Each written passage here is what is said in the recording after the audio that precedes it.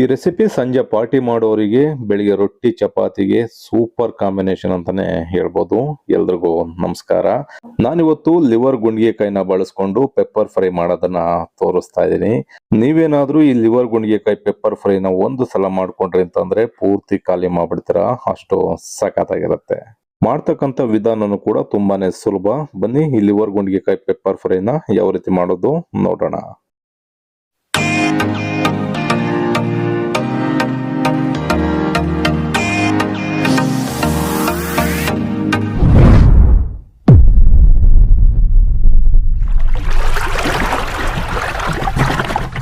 Liver ಗುಂಡಿಗೆಕಾಯಿ pepper ಫ್ರೈನ ಮಾಡಲಿಕ್ಕೆ ಅರ್ಧ ಕೆಜಿಯಷ್ಟು ಗುಂಡಿಗೆಕಾಯಿನ ತಗೊಂಡಿದ್ದೀನಿ. ಹಾಗೆ ಅರ್ಧ ಕೆಜಿಯಷ್ಟು ಲಿವರ್ನು ಕೂಡ ತಗೊಂಡಿದ್ದೀನಿ. ಮೊದಲಿಗೆ ಈ ಲಿವರು ಮತ್ತೆ ಗುಂಡಿಗೆಕಾಯಿನ ಒಂದು ಕುಕ್ಕರ್ಗೆ ಸೇರಿಸ್ಕೊಂಡು 2 ವಿಜಲ್ ಬರೋವರೆಗೂ ಸ್ವಲ್ಪ ಅರಿಶಿನ ಹಾಗೆ ಉಪ್ಪನ್ನ ಸೇರಿಸಿ ಬೇಯಿಸ್ಕೊಳ್ಳೋಣ. ಲಿವರ್ ಗುಂಡಿಗೆಕಾಯಿನ ಬೇಯಿಸ್ಕೊಳ್ಳಿಕ್ಕೆ ಒಂದು ಕುಕ್ಕರ್ನ ತಗೊಂಡು ಇದಕ್ಕೆ ಲಿವರ್ನ ಸೇರಿಸ್ಕೊಳ್ತಾ ಇದ್ದೀನಿ. ಹಾಗೆ ಕ್ಲೀನ್ ಮಾಡಿ ಇಟ್ಕೊಂಡಿರ್ತಕ್ಕಂಥ ಗುಂಡಿಗೆಕಾಯಿನೂ ಕೂಡ ಸೇರಿಸ್ಕೊಳ್ತಾ ಇದ್ದೀನಿ. ಇದ್ರ ಜೊತೆಗೇನೆ ಸ್ವಲ್ಪ ಅರಿಶಿಣದ ಪುಡಿನ ಸೇರಿಸ್ಕೊಳ್ಳೋಣ. ಹಾಗೆ ಸ್ವಲ್ಪ ಉಪ್ಪನ್ನು ಕೂಡ ಸೇರಿಸ್ಕೊಳ್ಳೋಣ. ಲಿವರ್ ಗುಂಡಿಗೆಕಾಯಿನಲ್ಲೇ ನೀರಿನ ಅಂಶ ಇರುತ್ತೆ. ಸ್ವಲ್ಪ ನೀರನ್ನ ಸೇರಿಸ್ಕೊಂಡು ಚೆನ್ನಾಗಿ ಇದನ್ನ ಮಿಕ್ಸ್ ಮಾಡ್ಕೊಳ್ಳೋಣ. ಸ್ವಲ್ಪ ಅರಿಶಿನ ಸೇರಿಸಿ ನಾವು ಲಿವರ್ ಗುಂಡಿಗೆಕಾಯಿನ ಬೇಯಿಸ್ಕೊಳ್ಳೋದ್ರಿಂದ ಅದರಲ್ಲಿರ್ತಕ್ಕಂಥ ಹಸಿ ಸ್ಮೆಲ್ಲು ಕಡಿಮೆ ಆಗುತ್ತೆ. ಹಾಗೆ ಬ್ಲಡ್ ಕಂಟೆಂಟ್ ಏನಾರು ಇದೆ ಅಂದ್ರೆ ಅದು ಕೂಡ ಕಡಿಮೆ ಆಗುತ್ತೆ. ಈಗ ಚೆನ್ನಾಗಿ ಮಿಕ್ಸ್ ಮಾಡ್ಕೊಂಡಿದ್ದೀನಿ. ಈಗ ಕುಕ್ಕರ್ ಲಿಡ್ನ ಕ್ಲೋಸ್ ಮಾಡಿ 2 ವಿಜಲ್ ಬರೋವರೆಗೂ ಬೇಯಿಸ್ಕೊಳ್ಳೋಣ.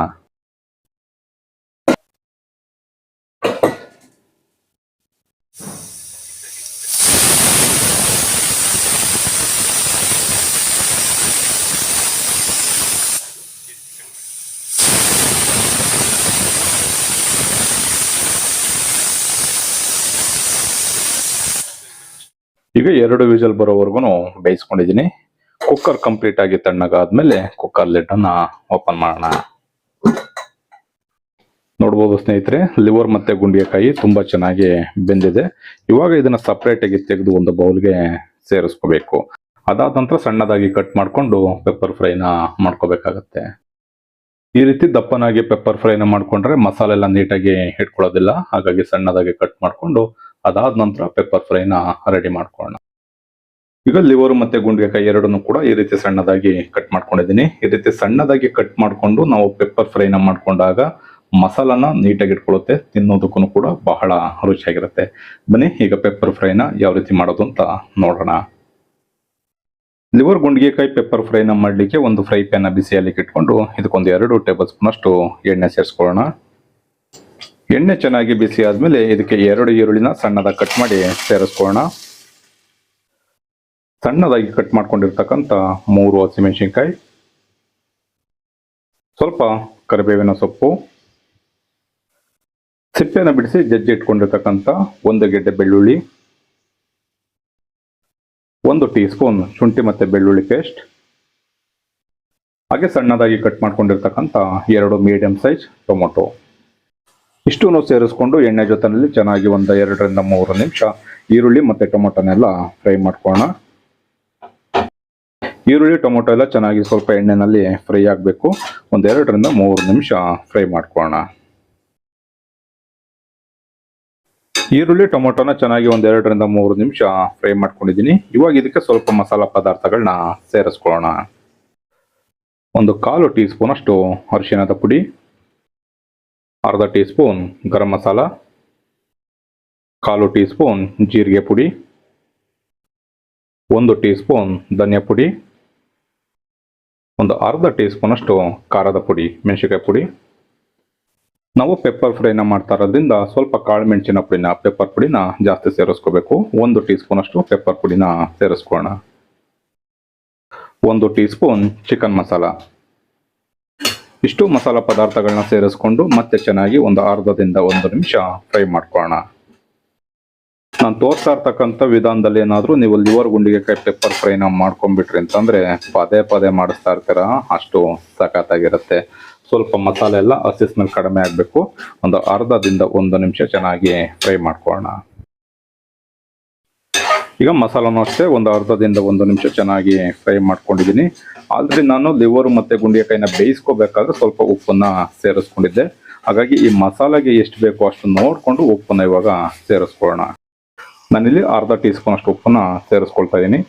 ನೀವು ಬೇಕಿದ್ರೆ ಲಿವರ್ ಗುಂಡಿಗೆಕಾಯಿನ ಸೇರಿಸಿ ಬೇಯಿಸ್ಕೋಬೇಕಾದ್ರೆ ರುಚಿನ ನೋಡಿ ಸೇರಿಸ್ಕೋಬಹುದು.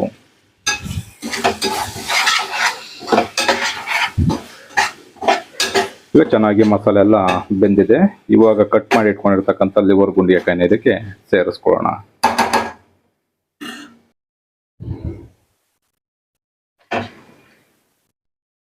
ಈಗ ಚೆನ್ನಾಗಿ ಮಸಾಲಾ ಜೊತೆನಲ್ಲಿ ಲಿವರ್ ಗುಂಡಿಗೆಕಾಯಿ ಬೆರಿಬೇಕು. ಆ ರೀತಿಯಲ್ಲಿ ಮಿಕ್ಸ್ ಮಾಡಿಕೊಂಡು ಒಂದು 4 ರಿಂದ 5 ನಿಮಿಷ ಲೋ ಫ್ಲೇಮ್ನಲ್ಲಿ ಇಟ್ಕೊಂಡು ಬೇಯಿಸ್ಕೊಂಡ್ರೆ ಬಹಳನೇ ರುಚಿಯಾಗಿರ್ತಕ್ಕಂಥ ಲಿವರ್ ಗುಂಡಿಗೆಕಾಯಿ ಪೆಪ್ಪರ್ ಫ್ರೈ ರೆಡಿ ಆಗುತ್ತೆ.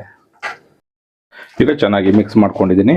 ಒಂದು ಪ್ಲೇಟ್ ಅಥವಾ ಲೆಡ್ಡನ್ನು ಕ್ಲೋಸ್ ಮಾಡಿ ಒಂದು 3 ರಿಂದ 4 ನಿಮಿಷ ಮಧ್ಯ 1 ರಿಂದ 2 ಬಾರಿ ಮಿಕ್ಸ್ ಮಾಡಿಕೊಂಡು ಫ್ರೈ ಮಾಡ್ಕೊಳ್ಳೋಣ. ಈ ರೀತಿ ಬೇಯಿಸ್ಕೋಬೇಕಾದ್ರೆ ಮಧ್ಯ 1 ರಿಂದ 2 ಬಾರಿ ಮಿಕ್ಸ್ ಮಾಡಿಕೊಂಡು ಬೇಯಿಸ್ಕೋಬೇಕು. ನೋಡ್ಬೋದು ಎಷ್ಟು ಸಖತ್ತಾಗಿರ್ತಕ್ಕಂಥ ಲಿವರ್ ಗುಂಡಿಗೆಕಾಯಿ ಪೆಪ್ಪರ್ ಫ್ರೈ ರೆಡಿ ಆಗ್ತಾ ಇದೆ ಅಂತ. ಇದಕ್ಕೆ ನಾವು ಯಾವುದೇ ರೀತಿ ನೀರನ್ನು ಸೇರಿಸ್ತಾ ಇರೋದ್ರಿಂದ ತಳ ಹಿಡಿದ್ಬಿಡುತ್ತೆ. ಹಾಗಾಗಿ ಮಧ್ಯ ಈ ರೀತಿ ತಿರುಗಿಸ್ಕೊಂಡು ಒಂದು 4 ರಿಂದ 5 ನಿಮಿಷ ಬೇಯಿಸ್ಕೊಂಡ್ರೆ ಬಹಳನೇ ರುಚಿಯಾಗಿರ್ತಕ್ಕಂಥ ಲಿವರ್ ಗುಂಡಿಗೆಕಾಯಿ ಪೆಪ್ಪರ್ ಫ್ರೈ ರೆಡಿ ಆಗುತ್ತೆ. ನಾವು ಈ ರೀತಿ ಸಣ್ಣದಾಗಿ ಕಟ್ ಮಾಡ್ಕೊಳ್ದೇನೆ ದಪ್ಪನಾಗಿ ಸೇರಿಸ್ಕೊಂಡ್ಬಿಟ್ರೆ ನಿಮಗೆ ಮಸಾಲೆ ಎಲ್ಲ ನೀಟಾಗಿ ಪೀಸ್ಗೆ ಇಟ್ಕೊಳ್ಳಲ್ಲ. ಹಾಗಾಗಿ ಈ ರೀತಿ ಸಣ್ಣದಾಗಿ ಕಟ್ ಮಾಡಿಕೊಂಡು ಫ್ರೈ ಮಾಡ್ಕೋಬೇಕಾಗತ್ತೆ. ಈಗ 4 ರಿಂದ 5 ನಿಮಿಷ ಚೆನ್ನಾಗಿ ಫ್ರೈ ಮಾಡ್ಕೊಂಡಿದ್ದೀನಿ. ನೋಡ್ಬೋದು ಎಷ್ಟು ಸಖತ್ತಾಗಿ ಲಿವರ್ ಗುಂಡಿಗೆಕಾಯಿ ಪೆಪ್ಪರ್ ಫ್ರೈ ರೆಡಿ ಆಗಿದೆ ಅಂತ. ಕೊನೆಯಲ್ಲಿ ಇದಕ್ಕೆ ಸ್ವಲ್ಪ ಕೊತ್ತಂಬರಿ ಸೊಪ್ಪನ್ನು ಸೇರಿಸ್ಕೊಳ್ಳೋಣ. ಈ ರೀತಿ ಪೆಪ್ಪರ್ ಫ್ರೈನ ಮಾಡಿಕೊಂಡು ನೀವು ಸೈಡ್ ಡಿಶ್ ಆಗಿ ಬೇಕಿದ್ರೂ ಯೂಸ್ ಮಾಡ್ಬೋದು. ಸಂಜೆ ಪಾರ್ಟಿ ಮಾಡೋರಿಗೆ ಈ ಲಿವರ್ ಗುಂಡಿಗೆಕಾಯಿ ಪೆಪ್ಪರ್ ಫ್ರೈ ಒಳ್ಳೆ ಕಾಂಬಿನೇಷನ್ ಅಂತಾನೆ ಹೇಳ್ಬೋದು. ನೋಡಿದ್ರಲ್ಲ ಸ್ನೇಹಿತರೆ, ತುಂಬಾನೇ ಸುಲಭವಾಗಿ ಲಿವರ್ ಗುಂಡಿಗೆಕಾಯಿ ಪೆಪ್ಪರ್ ಫ್ರೈ ಮಾಡೋದನ್ನ ತೋರಿಸಿದ್ದೀನಿ. ಈ ರೆಸಿಪಿ ನಿಮ್ಗೆ ಇಷ್ಟ ಆಯ್ತು ಅಂತ ಅನ್ಕೊಳ್ತೀನಿ. ಇಷ್ಟ ಆಗಿದ್ರೆ ನಿಮ್ಮ ಫ್ರೆಂಡ್ಸ್ ಅಂಡ್ ಫ್ಯಾಮಿಲಿಗೆ ಶೇರ್ ಮಾಡಿ. ನೀವೇನಾದ್ರೂ ನಮ್ಮ ಚಾನಲ್ನ ಹೊಸದಾಗಿ ನೋಡ್ತಾ ಇದ್ದು ಸಬ್ಸ್ಕ್ರೈಬ್ ಮಾಡ್ಕೊಂಡಿಲ್ಲ ಅಂತಂದ್ರೆ ಸಬ್ಸ್ಕ್ರೈಬ್ ಮಾಡ್ಕೊಳ್ಳಿ.